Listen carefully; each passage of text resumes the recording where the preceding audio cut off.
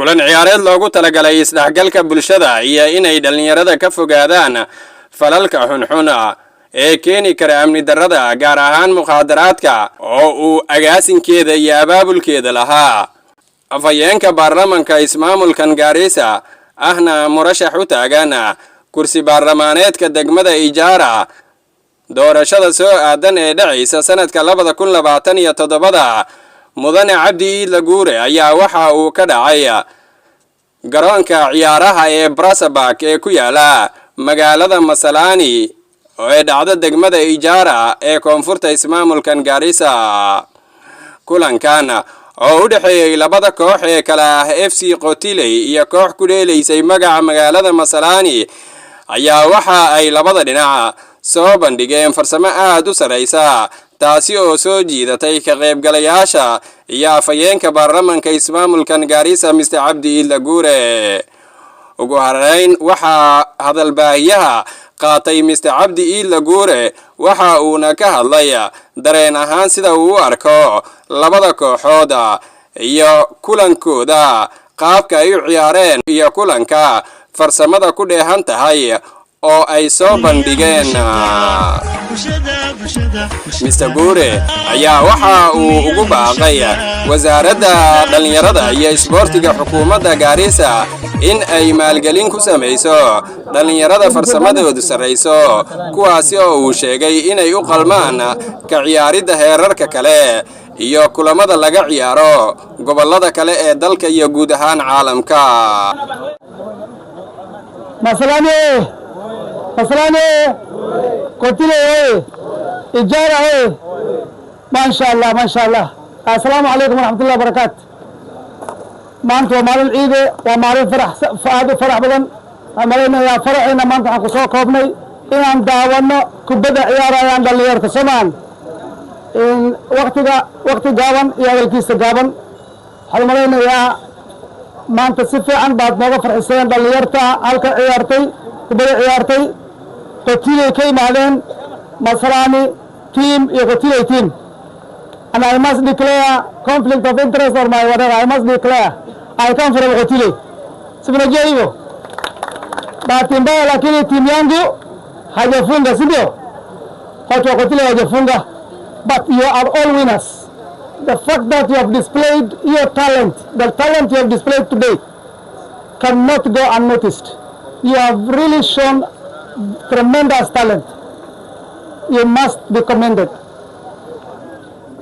meesha waxaan ku arkay talanta ama ma artay khibrad aan caadi ahayn dhalinyarta Qabtay iyo Masalani ku ciyaareen tiimasha kale oo hadda maanta fursad u helin inay ka soo qayb galaan geegeey koobka la ciyaaray maanta ayagana waan hambalyeynaya waxaan ogsoonahay inay jiraan tiimo badan oo ma artay maanta fursad aan u helin laakiin inay ka qayb qaataan gabadhii koobka ciida ayagana waxaan leeyahay hambalyo dhalinyarta waa hambalyeynaya saan ogsoontihiin muhiimadda ay leedahay kubada la ciyaaray ama ciyaartooyda fursad ay leeyihiin caafimaadka idinka muuqdo dhalinyarta qaarka maanta halkan maartay ku nool ama xaafadaha aan ciyaaraynin kubada ma haystaan fursad ay waad garanaysaa youth engagement waxaan ku boorinayaa wasaaradda ama departmentka youth and sports hadday kalba meesha ay maqlayaan inta ka joogtaan loo sheego county government must empower this youth.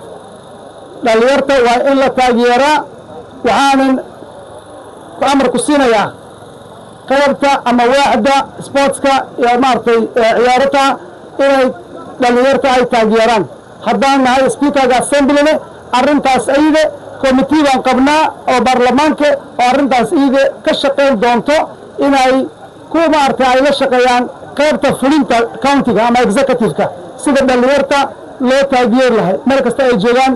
All the sub-counties, this talent must be nurtured. You know that if this energy is not harnessed positively, what the dangers it poses.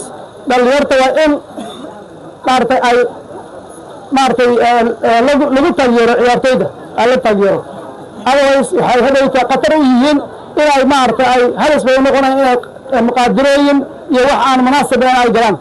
So waad ku mahadsantihiin. Talents are nurturing. I think the sports section must also identify talents here. waxaan maqlay inay dhalinyar badan halka ka imaatay ay maanta ciyaarayaan maartay kalaabyo badan ka ciyaarayaan soo maahan soo inta halka joogtada waa idinku dhiirigelinayaa inaa aad ku tilaabaqadaan muhiimadaasiya dhalinyarta waxaa idinku dhiirigelinayaa inaad ka qayb qaadataan maartay xaalada amniga you need really to take part in enhancing community safety, security, and promote peace and cohesion. Youths are very important.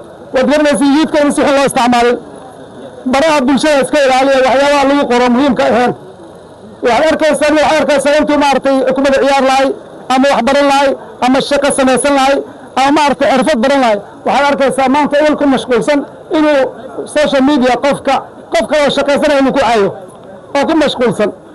Please avoid that. Let the youth not be misused.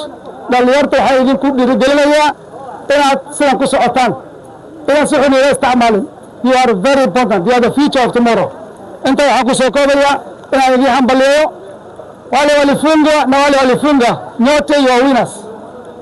You are all winners. There is no loser. The 90 minutes here you have exercised is enough.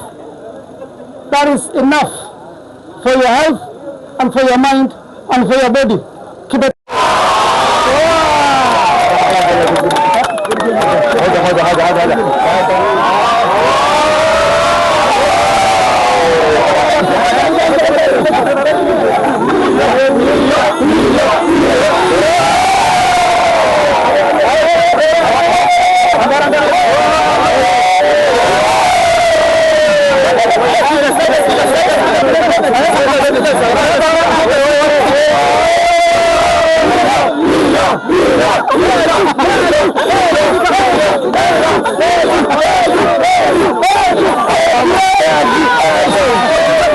Masalani ustaas sidoo kaleba marka hoos isku dhigina idin naftiina insha Allah taala with time anagana garabkiina ku jirnaa garabkiina baan ahaanaynaa wax badan baan ila qaban doonaa bulshada midaan ka codsanayna waxa way most of the times holidays kisto engagement malaha marka insha Allah taala waxaan rabaa in engagement badan la helo last holiday engagement ma jirin holiday naftooda baan filanayna insha Allah taala marka we need more engagement for this youth because with engagement hadii la engage gareyn waayo droga iyo qashin bay dhalinta gelayaan marka insha Allah taala waxaan rabaa ku soo dhawaato on behalf of the youth I want to thank you all the best thank you and congratulations to the winners.